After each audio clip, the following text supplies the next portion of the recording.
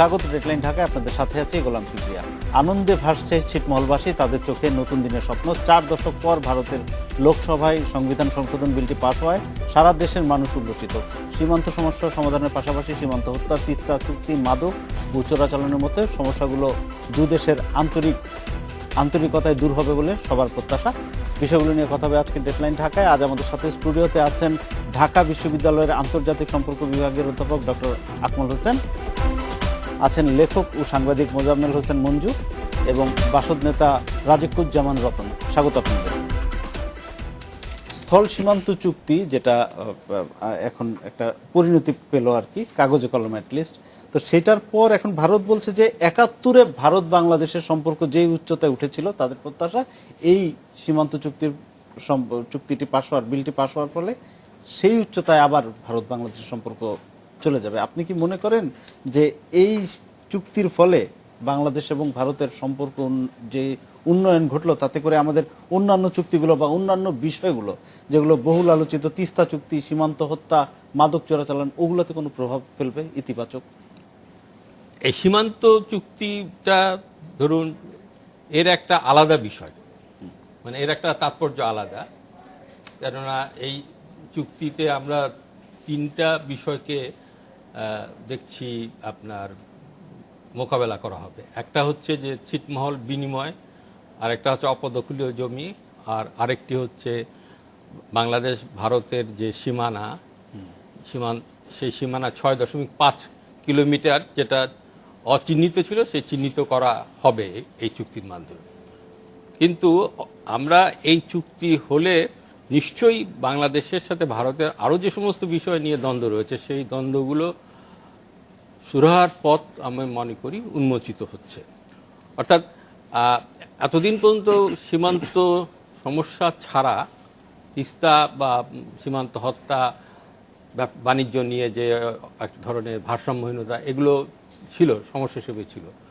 এখন যখন এইটা অন্যতম একটি সমস্যা, এই মানে যেটা আমরা ল্যান্ড বাউন্ডারি নিয়ে যে এগ্রিমেন্টটা আমরা দেখলাম যেটা হলো, অর্থাৎ এগ্রিমেন্টটা হলো মানে 119 নম্বর তাদের সংবিধান সংশোধনী হলো এবং তার মাধ্যমে এটা বাস্তবায়নের পথ উন্মোচিত হলো। তো সেটা নিশ্চয়ই আমাদের এখন পরবর্তী কাজ হবে বা বাংলাদেশ সরকারের, যে আমাদের তিস্তা সহ অন্যান্য নদীর যে পানির ভাগাভাগি, সে ব্যাপারে ভারতের সাথে আলোচনাটা জোরদার করে তোলা। এছাড়া সীমান্তের যেটা হত্যা বা বাণিজ্যিক ভারসাম্যহীনতা, এগুলো বিষয়ে নিশ্চয়ই কথা বলা যেতে পারে। আমি একটু মঞ্জু ভাইয়ের কাছে যাচ্ছি। মঞ্জু ভাই, আমাদের কাছে একটা তথ্য আছে, যেটা হচ্ছে বাংলাদেশের অভ্যন্তরে ছিটমহলগুলোতে ভারতের প্রায় 35,000 মানুষ রয়েছে, যাদের মাত্র 3,500 অধিবাসী ভারতে যেতে আগ্রহী। অন্যদিকে বাংলাদেশের ছিটমহলে ভারতের যে 14,000 মানুষ রয়েছে, সেটার ব্যাপারে আমাদের কোনো এখন পর্যন্ত কোনো জরিপ চোখে পড়েনি। তো এই যে 35,000 মানুষের মধ্যে 3,500 ভারতে যেতে চায়, এইটার তাৎপর্যটা কি? এটার কি কারণ? এটার আমার সাধারণ একটা ধারণা হলো যে ছিটমহলগুলো আপনার এগুলো বিনিময় হলেও 1947 সালে দেশ বিভাগের পরে যেরকম বড় ঘটনা ঘটেছিল, সেই রকম মোটেই না।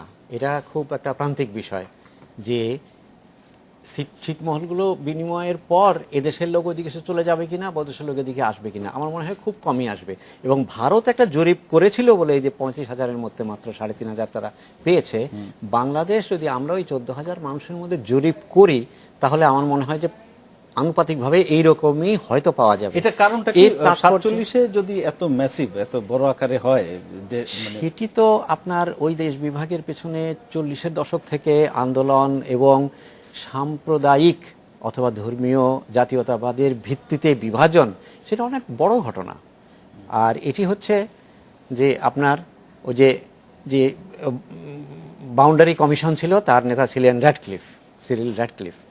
তার ডিমার্কেশনের ফলে এই সীমান্ত চিহ্নিতকরণের বিষয়টা খুবই জটিল ছিল এবং সেটা এত আঁকা বাঁকা এইভাবে হয়েছিল, যার ফলে আপনার যে সিদ্ধান্ত নেওয়া হয়েছিল সবগুলো সমাধান করা যায়নি। দেখেন 8টি বছর লাগলো সেটা সমাধান করা, মানে পাকিস্তান আমলে 25 বছর, আর আমাদের আমলে এই 74 সালে চুক্তিটা হওয়ার পরেও এতদিন। ভারত এটা রেটিফিকেশনে অনেক দেরি করেছে, আমরা বলবো দেরি করেছে অনেক। আমাদের দিক থেকে সহজেই এটা বাস্তবায়িত হয়েছিল। ভারত বড় দেশ, তার বেশি সমস্যা থাকতে পারে, তারপরেও এখন যে হলো এটাকে আমি অনেক পজিটিভ মনে করি। এবং দুই দেশের দেখেন সকল রাজনৈতিক দলই বলা যায় যে এই এগ্রিমেন্টের ব্যাপারে তারা যে বিলটা পাশ করলো সেটির আউটকামের ব্যাপারে সবাই একমত। ভারত বাংলাদেশের সম্পর্ক নিয়ে যে অভ্যন্তরীণ রাজনীতিও হয়ে থাকে, আমাদের মধ্যে একটা ভারত বিরোধী মনোভাব তৈরি করা বা কিছু আছে, এগুলোকে অভ্যন্তরীণ রাজনীতির ক্ষেত্রে ব্যবহার করা হয়, ভারতেও হয়েছে। আপনার এই বিজেপির এই গত নির্বাচনের সময় তো আপনার মানে বাঙালি শরণার্থী বা পশ্চিমবঙ্গের বাঙালি মুসলমানদের সম্পর্কে অনেক কথা হয়েছে। মাত্র এক বছরের মধ্যে এখন দেখেন মানে বিজেপি সরকারও এদিকে, আমার পত্রিকায় গতকাল হেডলাইন করা হয়েছিল দু দেশেরই কূটনৈতিক সাফল্য।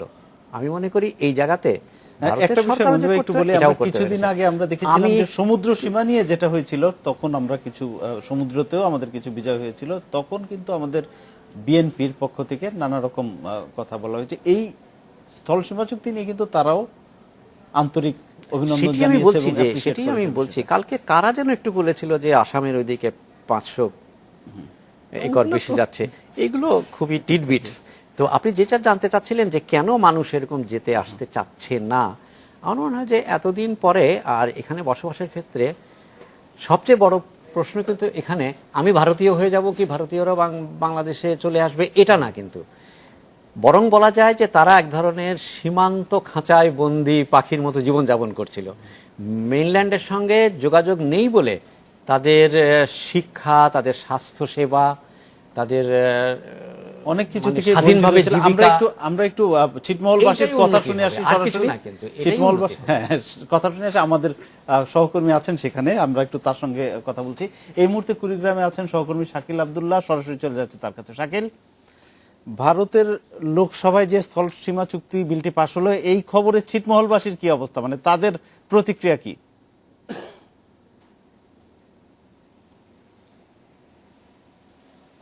আপনি জানেন যে আমি ছিটমহলে গত দুদিন ধরেই ঘুরছি। আমি এখন কুড়িগ্রামের দাসিয়াত ছড়া ছিটমহল, কুড়িগ্রামের সবচেয়ে বড় ছিটমহল, 2000 একরেরও বেশি ছিটমহল। সেই ছিটমহলে আজকে সারাদিন সেখানে ছিলাম, সন্ধ্যাও ছিলাম। এখানে আজকেও আনন্দ মিছিল হয়েছে, মিষ্টি বিতরণ হয়েছে, বিভিন্ন রকম কর্মসূচি পালন করেছে। এবং এই ছিটমহলটি থেকেই মূলত ছিটমহলের যে মুক্তির আন্দোলন, সেই আন্দোলনের গোড়াপত্তন ঘটে এই ছিটমহলটি থেকে। এবং আজকে এখানে বিজিবি এবং পুলিশের ঊর্ধ্বতন কর্মকর্তারা বৈঠক করেছেন, সাধারণ মানুষের সাথে নিরাপত্তার বিষয় নিয়ে কথা বলেছেন। এবং পুলিশের পক্ষ থেকে বলা হয়েছে যে পুরো এই যে পুরো টেরিটরির যে ছিটমহল, সেই ছিটমহলের বাইরে তারা পুলিশের সদস্যরা মোবাইল টহল করবেন। এবং ছিটমহল প্রত্যেকটি ছিটমহলেই আঞ্চলিক কমিটি গঠন করা হয়েছে, তারা পুলিশ এবং বিজেপির সাথে সমন্বয় করে কাজ করবেন। এবং আসলে যে বিষয়টি নিয়ে আপনারা আলোচনা করছেন যে থাকা না থাকা নিয়ে, এখানকার যে স্থানীয় মানুষজন কিন্তু আসলে যে যেখানে আছেন সেখানেই থাকতে যাচ্ছেন। কারণ দীর্ঘদিন ধরে তারা যেভাবে অনিশ্চয়তা, একরকম বন্দি দশায় ছিল, তারা এখন আর কোনো রকমের আশঙ্কা থাকছে না, কারো কথায় বিশ্বাসও করতে যাচ্ছেন না যে তারা কোনো একটি জায়গায় পুনর্বাসিত হবেন নাকি আবারও সেখানে বন্দি জীবন যাপন করবেন। এই প্রসঙ্গে একটু আপনার কাছে যেটি জানতে চাচ্ছি শাকিল আমি, সেটা হচ্ছে যে বাংলাদেশের অভ্যন্তরে ভারতের প্রায় 35,000 মানুষ রয়েছিল যেটি নিয়ে কথা হচ্ছিল, এর মধ্যে 3,500 ভারতে যেতে আগ্রহী। তো এতদিন ধরে তারা বাংলাদেশে থেকেছে, আপনি যেটা বলছিলেন, তাদের মধ্যে কি এমন কোনো বিষয় কাজ করতো, তারা কি নিজেদেরকে বাংলাদেশের লোক মনে করতো, নাকি তাদের মনস্ততে ছিল যে আমরা ভারতের লোক? এরকম কোনো বিষয় আপনার চোখে পড়েছে কিনা?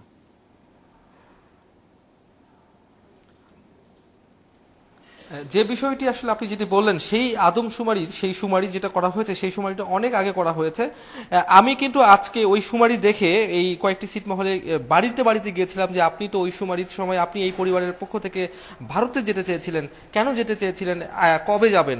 তবে তিনি কিন্তু আমাকে বলেছেন, অনেকগুলো জায়গায় বলেছেন যে আমরা আসলে তখন বলেছি, তখন বুঝতে পারিনি, এখন আমরা যাব না, যেতে চাই না। আমি কিন্তু আজকে আমার স্টোরির অ্যাঙ্গেলটিও ছিল যে কারা কারা ভারতে যেতে চায় এবং কেন যেতে চায় সেই বিষয়টি নিয়ে একটি করা, এবং কাউকে খুঁজে পাইনি, কেউ আমার সাথে ক্যামেরার সামনে কথা বলতে চাননি এবং কারোর মধ্যে সেই আগ্রহও দেখিনি। আমি কিন্তু আপনি যে একটি সংখ্যার কথা বললেন, সেই সংখ্যা অনুযায়ী কিন্তু আমি আসলে অনেকের সাথে চেষ্টা করে আমি কাউকে পাইনি যে তারা ভারতে যেতে চায়, অথবা যেতে চাইলেও আমার সামনে তারা প্রকাশ করেনি। এবং আসলে কারোর মধ্যে আমি সেই আগ্রহটিও আমার নজরে আসেনি বা আমি পারিনি বের করতে। তবে একটি কথা বলতে পারি যে এই ছিটমহলগুলোতে আমি গতকালকে, আপনি জানেন যে আমি লালমনিরহাটের 59টি ছিটমহলের মধ্যে আমি অনেকগুলো ছিটমহলে গিয়েছিলাম।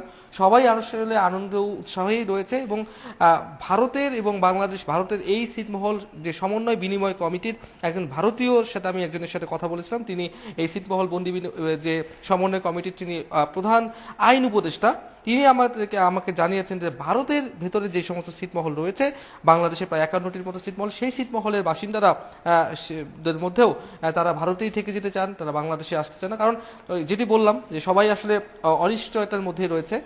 কারণ ধন্যবাদ শাকিল আমাদের সঙ্গে থাকার জন্য, ধন্যবাদ আপনাকে।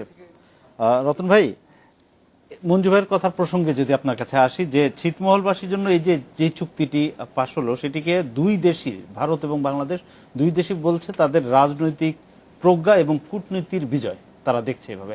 আপনি কি সেটা মনে করেন? দেখুন, এটা তো দীর্ঘ প্রতিকৃত।